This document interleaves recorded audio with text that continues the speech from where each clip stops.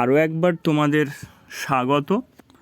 তোমরা অলরেডি জেনে গেছো যারা 2021 আর 22 সালের মাধ্যমিক পরীক্ষার্থী, তোমাদের পরীক্ষাটা কিন্তু হচ্ছে। আগের বছর পরীক্ষাটা হলো না, পাস করিয়ে দিয়েছে, কিন্তু এবছর মধ্যশিক্ষা পর্ষদ সিলেবাস বলেছে যে 1 থেকে 18, যারা জানো না কিবা যারা জানো সবার মধ্যে শেয়ার করে নিও। 1 থেকে 18 ম্যাথের যে চ্যাপ্টারগুলো, এগুলো পরীক্ষা হচ্ছে। আর তোমাদের মডেল অ্যাক্টিভিটি টাস্ক, এটা 5ম নম্বর, এর আজকের সলিউশন করব। দেখো, প্রথম যে কোশ্চেনটা, x variation y, x variation y এবং 5x ইজিক্যাল টু 3y হলে ভেদ ধ্রুবকের মান নির্ণয় করো। আমি যদি এখানে x বাই ওয়াই করি, এই সমীকরণটা থেকে x বাই ওয়াই করি, তাহলে কি হবে? x বাই ওয়াই সমান কি মান আসতেছে না 3/5, তাহলে x ইজ টু ওয়াই এর মান কত? x ইজ টু ওয়াই সমান 3:5 সমান 3:5। বোঝা গেছে? এইবার যে সমীকরণটা আছে x ভ্যারিয়েশন ওয়াই, এই সমীকরণটা ভেদ চিহ্ন উঠে গেলে কি বসবে? সমান চিহ্ন বসবে, একটা ভেদ ধ্রুবক বসবে। তাহলে সমীকরণটা ওখান থেকে পাবো x সমান কে ওয়াই, যেখানে লিখতে হবে কিন্তু কে অশূন্য ভেদ ধ্রুবক, মানে নট ইজিক্যাল টু 0। তাহলে এক্সের মান কত? এক্সের মান হচ্ছে কে 3। এখানে যদি আমি 3 বসাই, 3 সমান কে 5। আমাকে কে এর মান চেয়েছে, তাই না? কে এর মান চেয়েছে, কে সমান তাহলে কি হয়ে যাচ্ছে? কে সমান হয়ে যাচ্ছে 3/5 অ্যান্সার। বোঝা গেল? 3/5 অ্যান্সার। চলো নেক্সট বলেছে অমল 5,000 টাকা 9 মাসের জন্য এবং ফতেমা 6,000 টাকা 5 মাসের জন্য একটা ব্যবসায় নিয়োগ করে। লাভ্যাংশ তাদের মধ্যে বণ্টিত হবে যে অনুপাতে। এই অঙ্কটা একদম সিম্পলি। তাহলে লাভ্যাংশ ভাগ করা হয় সবসময় কি অনুপাতে বলো? লাভ্যাংশ সবসময় ভাগ করা হয় মূলধন অনুপাতে। তাহলে মূলধনটা এখানে আমি যদি অনুপাত বের করে নিই, পেয়ে যাব এইখানটায়। দেখো এই অঙ্কটা, তাহলে অমল আর ফতেমার অনুপাত বের করছি 5,000 গুণিত 9 আর এখানে 6,000 গুণিত 5। এইখান থেকে এই তিনটে শূন্য কেটে যাবে, এখান থেকে 3টে শূন্য কেটে যাবে, তাহলে পড়ে রইলো এই 5 আর এই 5 কেটে যাবে, যেটা এইখানে আছে। তাহলে 3 তিরিকে 9, এখানে 3 হবে, আর 3 দুগুণে 6, এখানে 2 হচ্ছে। তাহলে অনুপাতটা কত হচ্ছে? 2:3। তাদের লাভ্যাংশের অনুপাত 2:3। বোঝা গেছে? আচ্ছা, তৃতীয় দাগের অঙ্কটা বলেছে তোমাদের ও কেন্দ্রীয় একটা বৃত্ত বলেছে, যার বহিস্থ পি বিন্দু থেকে অঙ্কিত স্পর্শক কিউ বিন্দুতে স্পর্শ করে, যেখানে ও কিউ বলেছে 9 সেমি, আর পিও বলেছে 15 সেমি হলে পি কিউর দৈর্ঘ্য কত? তাহলে একটা যদি এরম বৃত্ত আমি আঁকি, এইটা হচ্ছে গিয়ে তার কেন্দ্র, এইটা বহিস্থ বিন্দু, স্পর্শকটা হবে, ছবিটা একটু যদি আমি ভালো করে দেখাই, এইটা হচ্ছে গিয়ে বৃত্ত,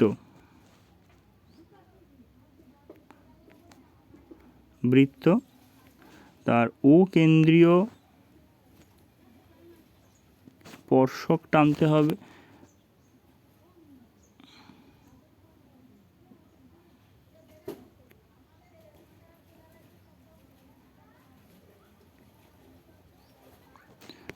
এইটা হচ্ছে কি, এই যে বিন্দুটা পেয়েছি এই বিন্দুটাকে আমি বলছি পি, বহিস্থ বিন্দু। এবার যদি স্পর্শ অঙ্কন করি, এইরকম মাথার উপর থেকে যাবে স্পর্শটা, তাই না? এই স্পর্শ জাস্ট এখানে এরকম টাচ করবে, এরকম হবে। আর কি বলেছে? লম্ব, এইখান থেকে এটা লম্ব, হ্যাঁ,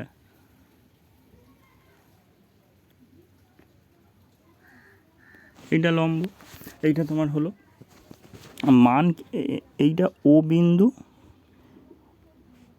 এইটা ও বিন্দু, আর এইটা কিউ বিন্দু বলেছে।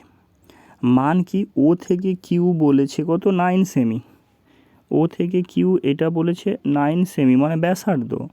আর কি বলেছে? পিও 15 সেমি। পিও এইটাও তাহলে 15 সেমি হয়ে যাচ্ছে, বোঝা গেছে? আচ্ছা, স্পর্শকের ওপরে লম্ব টানলে এই কোণটা সবসময় কি হবে? 90 ডিগ্রি। তাহলে একটা ত্রিভুজের যে কোণটা 90 ডিগ্রি হয় তার দূরবর্তী বাহুটাকে অতিভুজ বলে। তার মানে কি বোঝা গেল? তার মানে এই যে যেটা ইয়েলো কালারের আমি ডট করলাম, এইটা অতিভুজ। অতিভুজের মান জানি, লম্বের মান জানি, তাহলে কার আমি মান বের করব? না, ভূমির মান বের করব, মানে পি কিউর মান বের করব। তাহলে বলো পি কিউর সমান কি হবে সূত্র? পি কিউ সমান √, কেন? লম্ব স্কোয়ার প্লাস ভূমি স্কোয়ার সমান অতিভুজের স্কোয়ার। এখানে ভূমির মান চেয়েছে, তাহলে অতিভুজের স্কোয়ার মাইনাস লম্বের স্কোয়ার হবে, আর এপাশে ভূমি স্কোয়ার ছিল, স্কোয়ারটা গিয়ে √ হয়ে যাবে। তাহলে হবে কি? 15 স্কোয়ার মাইনাস, কালিটা চেঞ্জ করি, মাইনাস 9 স্কোয়ার, মাইনাস 9 স্কোয়ার। এইটাকে সমাধান করলে কি হবে? এ স্কোয়ার মাইনাস বি স্কোয়ারের আমি যদি সূত্র ফেলি, এ স্কোয়ার মাইনাস বি স্কোয়ারের সূত্রে যদি ফেলা হয়, আচ্ছা এটা এখানে দেখাই, এই দেখো,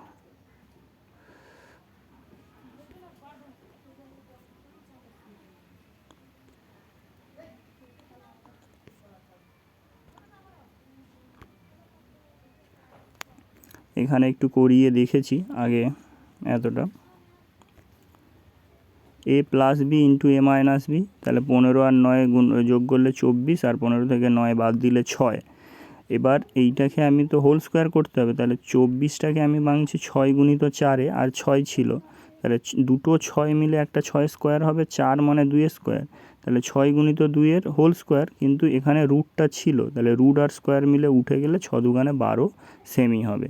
তাহলে এই যে স্পর্শকটা এর মান কত? 12 সেমি। এইখানে আমি লিখে দিয়েছি কাকে কি ধরেছি, এইটা দেখে নিও, সুবিধা হবে। আচ্ছা, নেক্সট কোশ্চেন কি বলেছে? বলছে দুটি নিরেট গোলকের বক্রতলের ক্ষেত্রফল, তাদের অনুপাত দিয়েছে 25:16 হলে তাদের আয়তনের অনুপাত কত? আচ্ছা বলো তো, বক্রতলের ক্ষেত্রফলের সূত্র কি গোলকের? 4πr², 4πr², এইটা সূত্র 4πr², বক্রতলের ক্ষেত্রফল। তাহলে দুটো বলছে, তার জন্য আমি r1 ধরবো একটাকে, আর একটাকে r2 ধরবো। তাহলে 4πr1² = 4πr2²। দেখো 4π কেটে যাবে, এর মান বলে দেওয়া আছে 25:16, তাহলে r1/r2 হোল স্কোয়ার, মানে এই যে r2টা এখানে নিয়ে চলে এসেছি, নিচে নিয়ে আসার পরে কি করলাম, আমি অনুপাত করে দিয়েছি। তাহলে অনুপাত করলে এটা কত হবে? 25 মানে 5-এর হোল স্কোয়ার, আর 16 মানে 4-এর হোল স্কোয়ার, এই যে যেটা করা হয়েছে এইখানটায়। তারপরে r1:r2 সমান 5:4, বোঝা গেছে? তাহলে আয়তনের সূত্র কি হয় মনে রাখবে, এইটা যা হয় এইটা যা হয় এটাকে 3 দিয়ে ভাগ করতে হয়। মনে রাখার পদ্ধতি শোনো, বক্রতলের ক্ষেত্রফল যা হয় আয়তনের ক্ষেত্রে 3 দিয়ে ভাগ করে দিতে হয়। তাহলে আমি 3 দিয়ে যদি ভাগ করি, এটা 3 হলো, এখানে 3 দিয়ে ভাগ করছি মানে এই যে পাওয়ার পার্টটা আছে না, এই পাওয়ারটা 3 হয়ে যাবে। তাহলে একদম নিচে 3 আর একদম পাওয়ারে 3, জাস্ট এটা মনে রাখবে, 4-এর 3 পাই আর কিউব।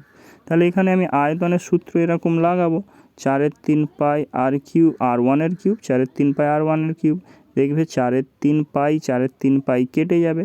তাহলে R1-এর কিউব ইজ টু R2-র কিউব। R1 5 বেড়েছিল আর এটা R2 4 বেড়েছিল। 5-এর কিউব মানে কত? 125, আর 4-এর কিউব মানে 64। আয়তনের অনুপাত কত হলো?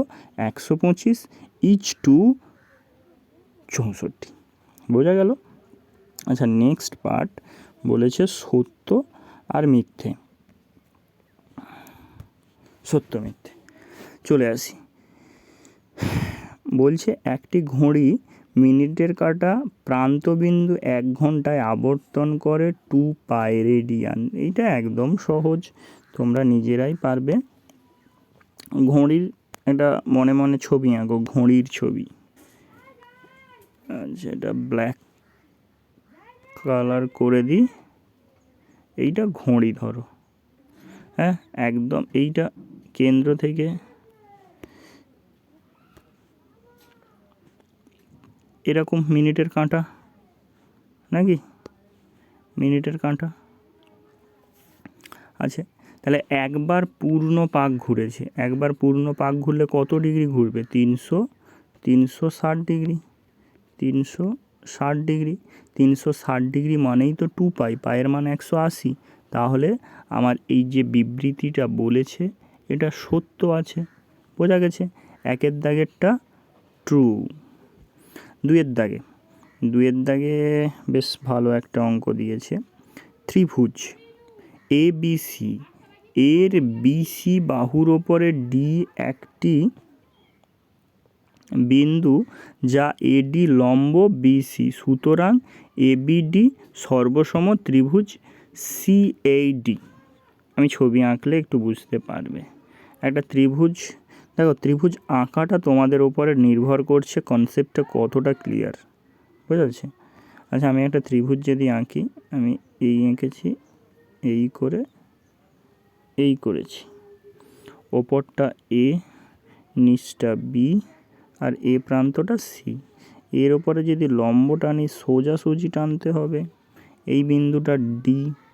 তাহলে বলো তো ABC মিলে যে ত্রিভুজটা হচ্ছে, ABC মানে ABC মিলে যে ত্রিভুজটা হচ্ছে,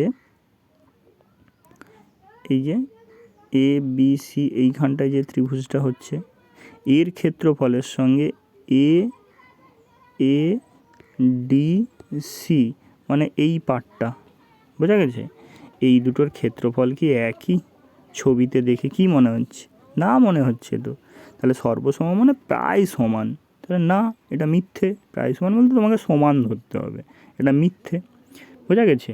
ত্রিভুজ আঁকার উপরে ডিপেন্ড করছে। আচ্ছা, যদি আমি ত্রিভুজটা এরকম আঁকতাম, দেখো তো, আর এরকম আঁকতাম, তখন মনে হচ্ছে দেখো কি ABC আর D, তখন মনে হচ্ছে না এই ক্ষেত্রফল আর এই ক্ষেত্রফলটা একই, তখন তুমি সত্য বলে দিতে। কিন্তু সবসময় যে ত্রিভুজ এই ত্রিভুজটা হবে তার কোনো মানে নেই। যদি বলে দিত সমবাহু ত্রিভুজ তাহলে সত্য হতো। যদি বলে দিত এই যে BD সমান DC, মানে এই যে যেটা ভাগ করেছে এইটা সমান এইটা, তখন সত্য হতো। বোঝা গেছে? না হলে হবে না। ঠিক আছে, নেক্সট পার্টের দিকে যাই। কি বলেছে? তাহলে এটা কি হয়ে গেল? ফলস হয়ে গেল। প্রথমটা ট্রু হলো, তারপরেরটা ফলস হলো। একটি লম্ববৃত্তাকার শঙ্কুর একটি লম্ববৃত্তাকার শঙ্কুর ব্যাসার্ধ উচ্চতা তির্যক সর্বদা সমকোণী ত্রিভুজের বাহুত্রয়। ঠিকই বলেছে। তাহলে একটা যদি আমি শঙ্কু আঁকি, এইটা শঙ্কু আর এইটা এর উচ্চতা, আর এইখান থেকে এইটা হচ্ছে রেডিয়াস। দেখো তো এই উচ্চতা আর ব্যাসার্ধ সবসময় 90 ডিগ্রি কোণ হবে। আর এই প্রান্ত বিন্দুটাকে বলছে তির্যক উচ্চতা, এটাকে বলছে এইচ, আর নিচেরটাকে ব্যাসার্ধ। এই তিনটে বাহু সবসময় তো 90 ডিগ্রি এখানে কোণ উৎপন্ন করবে। 90 ডিগ্রি কোণ উৎপন্ন করবে মানে এই যে জায়গাটা বলে দেওয়া আছে, আমি হাইলাইট করছি, সমকোণী ত্রিভুজ মানে সত্য। বোঝা গেছে? তাহলে এর অ্যান্সারটা কি হয়ে গেল? এইটার অ্যান্সারটা হয়ে গেল, এইটা আগেরটা ছিল ফলস আর এটা হয়ে গেল ট্রু। বোঝা গেছে? আচ্ছা, শুভেন্দু নৌষদ যথাক্রমে 1500 আর একজন নৌষদ 1000 টাকা দিয়ে একটা ব্যবসা শুরু করে। 1 বছর পরে ব্যবসায় 75 টাকা ক্ষতি হয়ে গেছে। যা, শুভেন্দুর ক্ষতি 30 টাকা। আচ্ছা, এই ধরনের অঙ্ক না, যারা আমি এই চ্যাপ্টার সম্বন্ধে কোনো ধারণাও নেই তারাও পারবে যদি এই ট্রিক্সটা মাথায় রাখো। কি ট্রিক্স? যার বেশি টাকা সে লাভ নেবে বেশি টাকা, আর ক্ষতি হলে তাহলে তাকে নিশ্চয়ই ক্ষতি নিতে হবে বেশি, না কি বলো? তাহলে শুভেন্দুর বেশি টাকা 1500 টাকা, তাহলে ক্ষতি নিতে হবে বেশি টাকা। বোঝা গেছে? আচ্ছা, মোট ক্ষতি বলেছে 75, আর শুভেন্দুর বলছে 30। তাহলে বাদ বাকি কে পড়ে আছে? নৌষদের ক্ষতি হবে কত না 75 মাইনাস 30 সমান কত হয়ে যাচ্ছে? 45 সমান 45। কিন্তু আমি কি বলেছি? যার বেশি টাকা তাকে ক্ষতি নিতে হবে বেশি টাকা। শুভেন্দুর তো বেশি টাকা, তাহলে ক্ষতিটা এর হওয়া বেশি উচিত ছিল। বোঝা গেছে? তাহলে আমি কি বলতে পারি? এটা ভুল দেওয়া আছে, ফলস। এটা ফলস। আচ্ছা, অ্যাকচুয়ালি যদি আমি রেজাল্টটা কী হবে যদি বের করতাম যে শুভেন্দুর কত ক্ষতি হবে, তাহলে এর দুজনের যদি অনুপাত বের করি, 2 শূন্য কেটে যাবে, 5 দিয়ে কাটলে এটা 3 আর এটা 2 অনুপাত হবে। তাহলে শুভেন্দুর ক্ষতি 3/5 আনুপাতিক ভাগ হার করলে গুণিত মোট ক্ষতি 75। 5 15ই 75, তাহলে 15 গুণিত 3 মানে 45 টাকা। বোঝা গেছে? শুভেন্দুর হবে 45 টাকা, তাহলে এটা ভুল আছে। বোঝা গেছে? আচ্ছা, নেক্সট কতর দাগে? এটাকে ফলস। নেক্সট আছে তোমার 3-এর দাগে, বলছে একটি বৃত্তে 5.5 সেমি দৈর্ঘ্যের বৃত্তের কেন্দ্রে π/16 পরিমাণে কোণ উৎপন্ন করলে বৃত্তের ব্যাসার্ধের দৈর্ঘ্য নির্ণয় করো। প্রথমে একটা তোমাদের ছবি দিয়ে বলি, এর একটা সূত্র আছে। ছবিটা হচ্ছে গিয়ে একটা বৃত্ত যদি অঙ্কন করি, তোমাদের একটু সময় বেশি যাচ্ছে। একটা বৃত্ত, হ্যাঁ, এবার এইটা ব্যাসার্ধ ধরো এরকম। এই যে জায়গাটা এইটাকে বলছে বৃত্তচাপ, এর মান বলছে 5.5, আর কেন্দ্রে কোণ উৎপন্ন করছে কত না π/16। এর সূত্র থিটা সমান, এই যেটা লেখা আছে থিটা সমান SR, তাহলে আর সমান কি হবে? আর সমান হচ্ছে কি S/θ। আমি মান বস করে দিই, মান বস করে এসের মান 5.5 বলেছে, থিটার মান π/16, আমি নিচে পাই বসিয়েছি, এর নিচে 16 হতো, 16টাকে উপরে তুলে দিয়েছি, দশমিক তুলে দিয়ে এখানে 10। বোঝা গেছে? পায়ের মান, এখানে পায়ের মান 180 নয়, এখানে পায়ের মান 22-এর 7, তাহলে পায়ের জায়গায় 22 বসেছি, নিচে 7 হতো, 7টা উল্টে গিয়ে এখানে বসেছে, কাটাকাটি যদি করি, দেখো 11 দুগুণে 22, 11 দুগুণে 22, আর এইটা কাটলে 11 5 55, বোঝা গেছে। এই 5, এই যে 10, 5 দুগুণে 10, তাহলে নিচে দুটো 2 আছে, মানে 2 দুগুণে 4, 4, আর এই যে 16 আছে, 16কে কাটলে 4 4 16, মানে এখানে 4 হলো। তাহলে উপরে কি থেকে যাচ্ছে, 4 গুণিত 7, মানে 28 সেমি, ব্যাসার্ধ 28 সেমি। তোমাদের এইটা বইয়ের কোথায় আছে আমি বলে দিচ্ছি, একবার মিলিয়ে নিও। এই যে পেজ নাম্বার, তোমাদের পেজ নাম্বারটা এখানে উঠছে না, তোমাদের এই যে ত্রিকোণমিতির এই চ্যাপ্টারটাই দেখে নেবে। এই যে সূত্রটা লেখা আছে, এস সমান আর থিটা, বোঝা গেছে। আচ্ছা, নেক্সট পার্ট বলেছে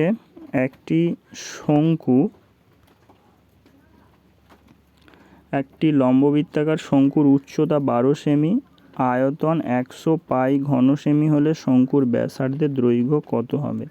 সবার আগে জানতে হবে শঙ্কুর আয়তনের সূত্র। শঙ্কুর আয়তনের সূত্র 1/3 পাই আর স্কোয়ার এইচ, 1/3 পাই আর স্কোয়ার এইচ, এটা শঙ্কুর আয়তনের সূত্র। এইটা সমান বলে দেওয়া আছে 100 পাই, তাহলে দুদিক থেকে পাই পাই কেটে গেল। আচ্ছা, আর স্কোয়ার এইচের মান 12 বলে দেওয়া আছে, 12 বসিয়েছি। এই 3টা ওদিকে গিয়ে গুণ হলে 100-র সঙ্গে গুণ হয়ে গেল। তাহলে এবার আমি কাটাকাটি করছি কীরকম দেখো, 3 4 12 নাকি, 3 4 12, এই 4কে এই 100 দিয়ে কাটলে 25 হবে, বোঝা গেছে, 25 হবে। 4 25 100, তাহলে আর স্কোয়ার সমান 25, আর সমান 5, কেন 25 মানে 5 স্কোয়ার, তাহলে ব্যাসার্ধ দৈর্ঘ্য 5 সেমি। আচ্ছা, নেক্সট অঙ্কটা বলেছে 3-এর দাগে এক্স ভ্যারিয়েশান ওয়াই জেড এবং ওয়াই ভ্যারিয়েশান জেড এক্স হলে দেখাও যে জেড একটি অশূন্য ধ্রুবক। তাহলে সূচকের নিয়ম অনুযায়ী এক্স তুলে আমার ভেদ চিহ্ন উঠলে সমান আর একটা ধ্রুবক বসে, আমি সেটাকে K1 ধরেছি, আর এটাতে K2 ধরেছি, বাদ বাকি একই জিনিস। এখানে এই যে ওয়াইয়ের মান, যেহেতু এই সমীকরণে ওয়াই আছে, তাহলে ওয়াইয়ের মান আমি এখানে বস করে দিয়েছি K1, ওয়াইয়ের মান কি K2 ZX, K2 ZX বসালাম, বাদ বাকি জেড পড়েছিল লিখে দিলাম।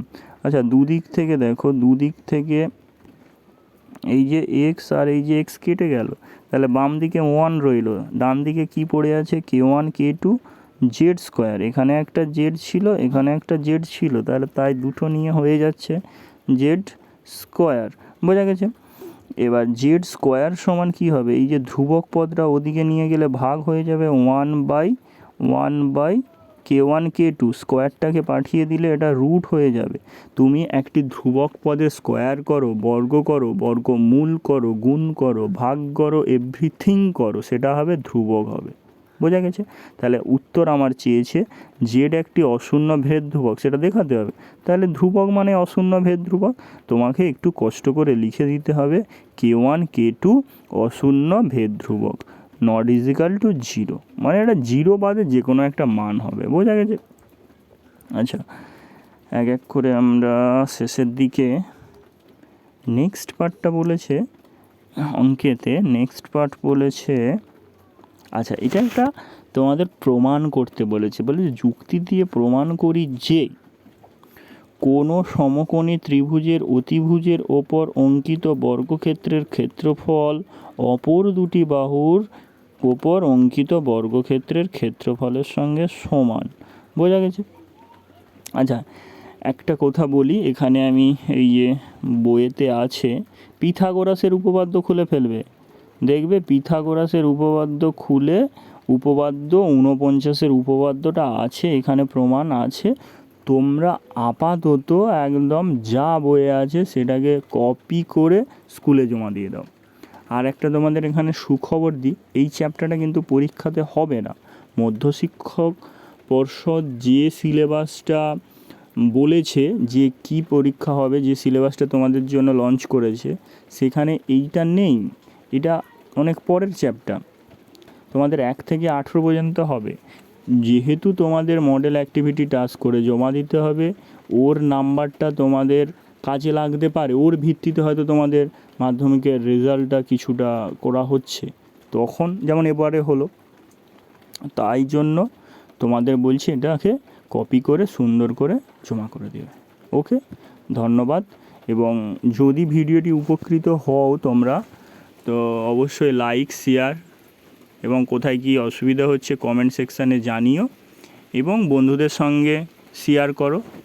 ভালো থেকো, সুস্থ থাকো, ধন্যবাদ।